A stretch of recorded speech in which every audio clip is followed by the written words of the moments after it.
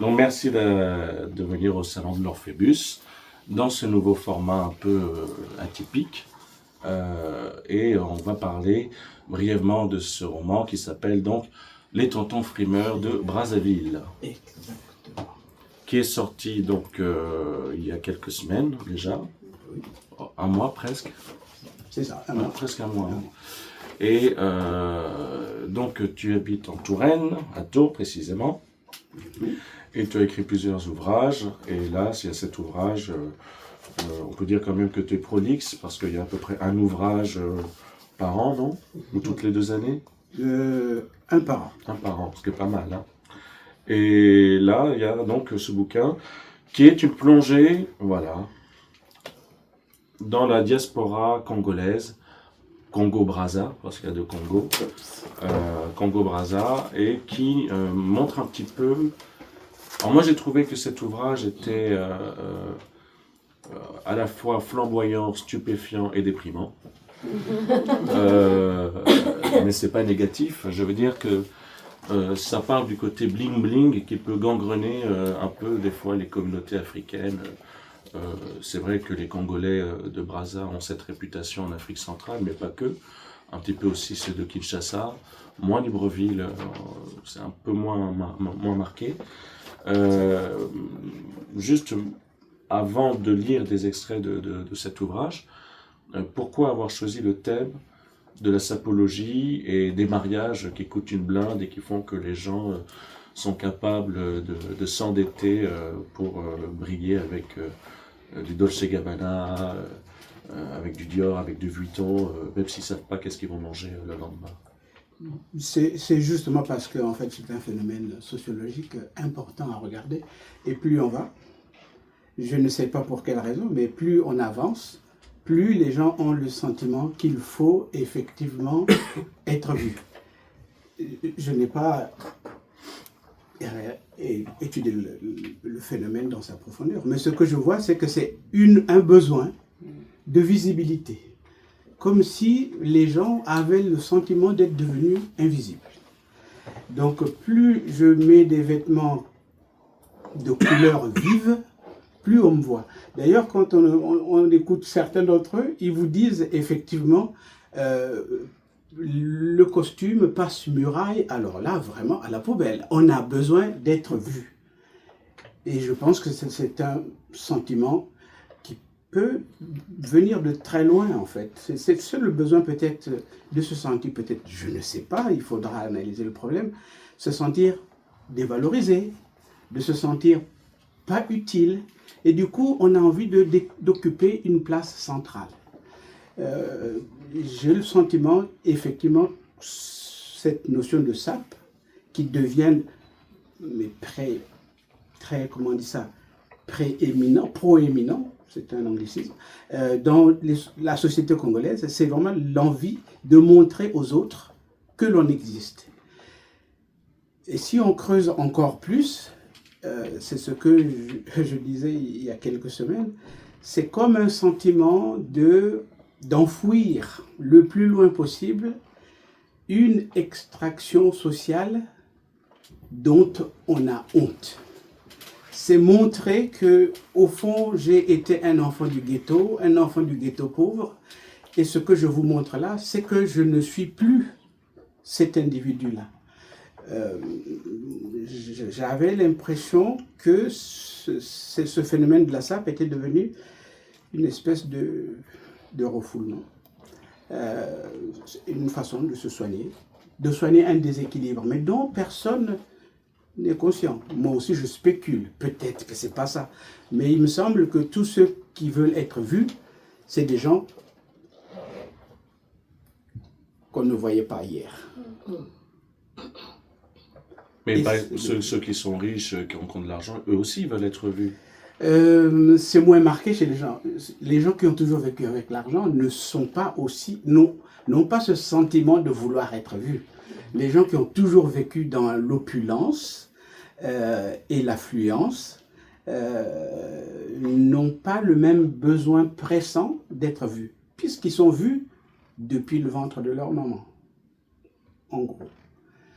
Et quand je regarde mes compatriotes, j'ai toujours l'impression que c'est les gens sortis de mon propre ghetto à moi. Et voilà, c'est quelque chose, peut-être qu'on n'assume pas bien. Le personnage principal des Tontons Frimeurs, c'est Nadège Bongolo, à qui il arrive vraiment des aventures qui ne sont pas drôles, même si à un moment donné, il va y avoir une sorte de rayon de soleil. Alors, je ne vais pas spoiler non plus, hein. Mais pourquoi avoir choisi une femme, justement, comme protagoniste de cet ouvrage? Mais peut-être parce que aussi, je voulais créer vers la fin un espoir qui est difficile à déceler. C'est vrai, quand on lit, on a l'impression que c'est glauque. On a l'impression que c'est tous ces gens qui sont devenus un peu esclaves de ces grandes marques, souvent ont des métiers relativement modestes. Et je prends une femme parce que je me dis, malgré le poids des difficultés, malgré le poids des insultes, c'est une dame qui reste debout et qui se bat jusqu'à la dernière page. Et ça, c'est la petite fenêtre optimiste qu'il y a dans le livre. En tout cas, elle reste debout jusqu'à la dernière page. Donc, tu as commencé à travailler sur cet ouvrage quand est-ce que tu as commencé à l'écrire? On est en novembre 2025, il y a un an. Voilà, grosso modo, janvier 2024. Donc, c'est assez rapide. Là, qu'est-ce que, du coup, on pourra découvrir là, dans le passage que tu vas lire? D'abord, on va découvrir c'est quoi ce phénomène de la SAP, parce qu'on en parle, mais comment ça se manifeste, grosso modo. Et dans le deuxième passage, illustrera d'une certaine façon ce que je viens de dire, une origine sociale dont on a honte et qu'on ne veut pas divulguer au monde. Donc, c'est un masque. La SAP, c'est un masque. Et merci. Voilà. Alors, j'ai un pense-bête, mais je pense qu'avec les questions de Yann, j'ai répondu à peu près à... C'est le contexte que je voulais poser, mais le contexte, on l'a posé déjà. Donc, on peut lire la première lecture. J'espère que je lis assez bien. Je suis à la page que je trouve ma page. Oh, ça devrait se faire, ça. Allez. La page 9. Ça commence à la page 9. Donc, effectivement, tous ces sapeurs-là, on les trouve dans les mariages. Dans les mariages, on ne l'a pas dit aussi, dans les enterrements. Ils adorent les enterrements. Les enterrements, c'est pour montrer aussi comment on sait s'habiller, surtout quand le défunt, lui, a été un ancien sapeur. Donc, la SAP, pour ceux peut-être qui ne sont pas au courant, c'est la Société des ambianceurs et des personnes élégantes. C'est comme ça qu'ils définissent ça eux-mêmes. Donc, nous sommes dans une salle de mariage. Voici la lecture.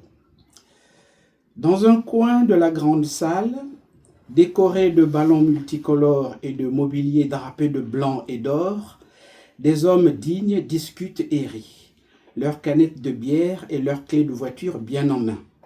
Quand tu vois, tu comprends. Montre pour que personne ne te montre du doigt. Et en parlant de montre, l'un d'eux porte une Rolex Submariner Hulk, c'est le modèle, avec un écran d'un verre Lacoste. La bagatelle va chercher dans les 19 000 €. C'est là où tout le monde se demande comment l'on peut s'offrir un accessoire qui vaut le prix d'une bonne voiture avec un SMIC ou un RSA. Dans la communauté, il est de coutume d'être moins que ce que l'on montre, moins que ce que l'on porte. Dans cette salle toujours, pendant ce temps, les invités et les non-invités continuent à arriver. Ne leur parlez pas d'heure, ils ne savent pas ce que cela veut dire. Ils n'ont jamais été à l'heure nulle part. Ce ne sera donc pas pour cette fois-ci. Au milieu de la salle arrive un sapeur, tout de bleu ciel vêtu. Il entre en scène. Lui aussi, il est blanc. Donc je dis blanc entre guillemets, naturellement, puisque être noir, noir charbon, ce n'est plus très à la mode. Lui aussi est blanc. Et il arbore d'énormes lunettes frappées d'un énorme logo Gucci. Le costume est un moule tout qui proémine un bidou plein de légumes et de semoule. Hier, les hommes se battaient pour avoir de belles tablettes de chocolat. Aujourd'hui, pas du tout. L'embonpoint est une marque d'aisance financière. Alors, à nous la rillette d'oie.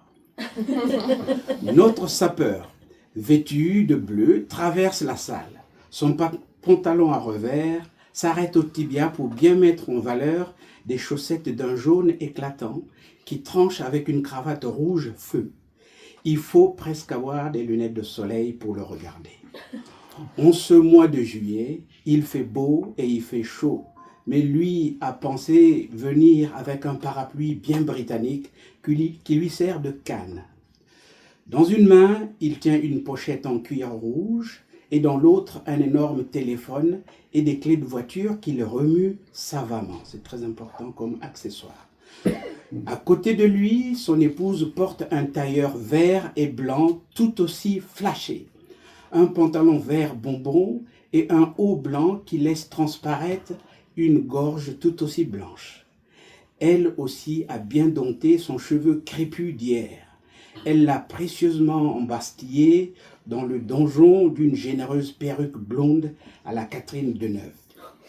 Elle secoue la tête et passe sa main babousée dans sa blondeur lisse et soyeuse. Ce n'est pas loin de Marilyn Monroe dans certains lèmes chauds.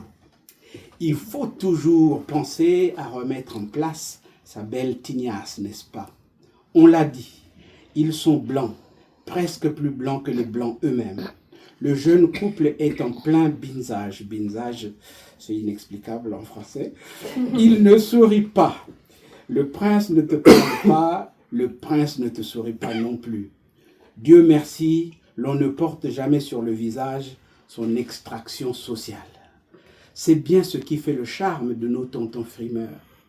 Quand tu sors des bidonvilles jonchés d'immondices odorantes des différents quartiers d'Nkondibila, il n'y a vraiment pas de quoi bomber le torse, le ventre et le reste. Mais ici, à 6000 km de la maison, on peut jouer à embrouiller son entourage. C'est la vie.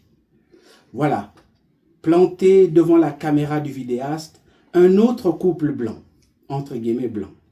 Elle porte une magnifique robe de soirée noire, dentelée sur le buste et dans le dos. Comme dans la publicité télévisée, la communauté a compris que les sous-vêtements ne se cachaient plus. Au fond, le Nigérian Cyprien Ekwensi était visionnaire quand il célébrait la fausseté des sœurs africaines dans les années 60.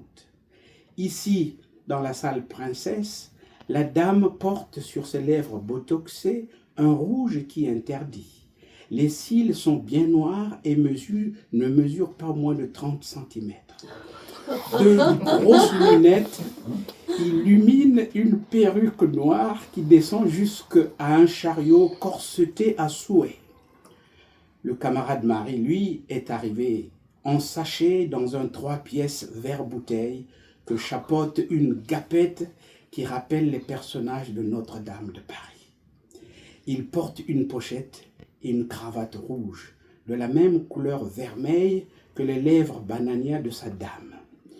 Puis, la caméra s'éloigne, plonge et lévite à hauteur de chaussures d'homme. Tous les chausseurs, se sont donné le mot. Ils sont tous en représentation dans cette banlieue du 9-3 qui pourtant championne des taux de pauvreté et de tuberculose qui glacent le sang. Jean-Marie Weston s'affiche dans une bottine Jodhpur en cuir de crocodile d'Australie, bleu turquoise.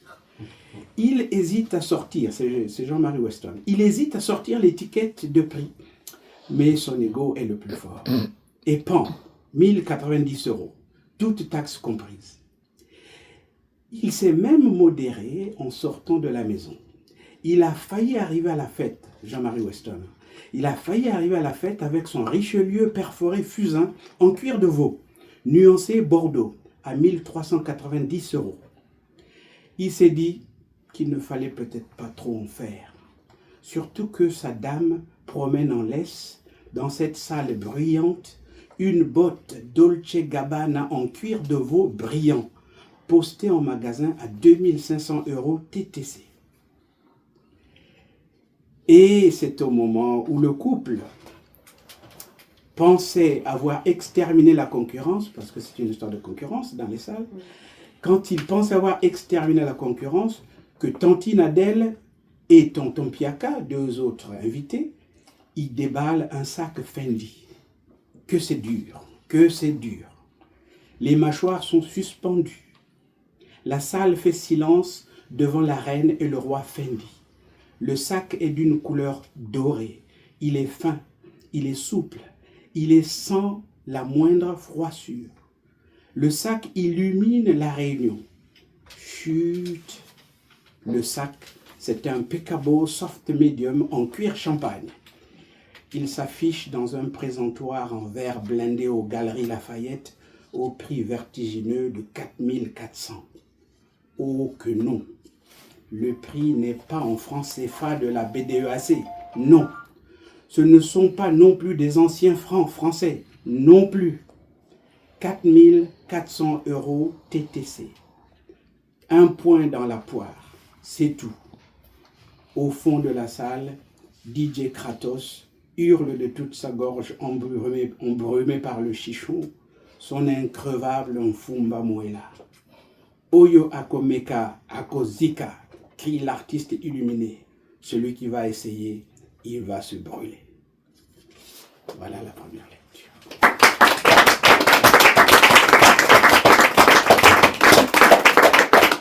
Merci de votre attention.